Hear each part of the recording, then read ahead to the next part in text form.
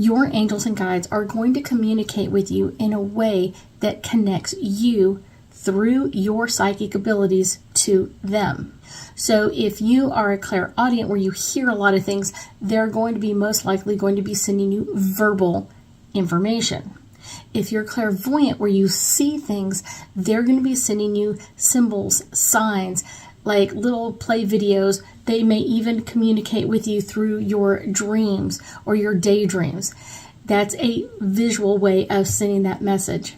If you only kind of like feel things, they're going to be sending you information through your feeling senses. Making you feel scared at times means you need to get out of there. Making you feel like happy or excited, even if you're kind of like, okay, there's not really anything happy and excited. They're just showing you through your feelings that you're okay in that area. A lot of times people don't understand this information and they don't understand how their angels and guides are supposed to be talking to them. It's important to do that.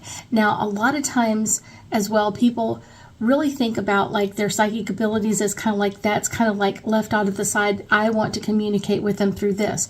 Well, you really can't. It's one of those, your psychic abilities are your way of communication to the other side.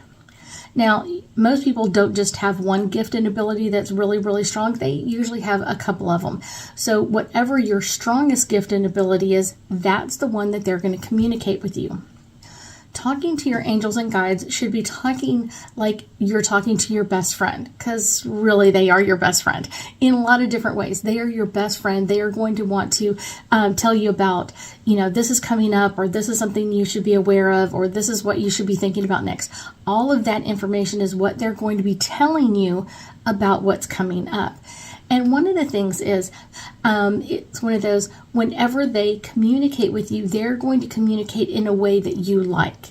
My angels and guides have like a sense of humor like I do. And so it's one of those, they're going to say things to me that I think are freaking hilarious, where if you heard it, you'd be like, what?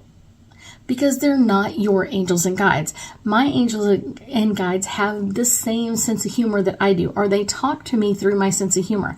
Now, if you are not as easygoing or whatever else, they're going to communicate in a more strict fashion. If you're more easygoing or lighthearted energy, they're going to communicate through that way. So it really depends on what your gifts and abilities are, and then also your personality. How do you like to be talked to? I have some clients that are very, very strict in their communication with their angels and guides. It's almost like a to-do list. Number 1, do this. Number 2, do this. Number 3, do this. And that's okay because that's their personality. Where I'm kind of more like, hey, we were talking about this the other day. What do you think? Interesting. So let me do some more research and I'll get back to you. I am one of those people. I love doing research. I kind of like love looking up articles. I love communicating with them. And I also love kind of getting that back and forth energy with them. It's kind of like my sounding board. I get to kind of like, well, what do you think we should do for this? What do you think we should do this? Or how should we do this? That's a very important way that I communicate with my angels and guides. It's really important to keep that in mind. How you communicate with your angels and guides is really important, and it's very, very personal to you.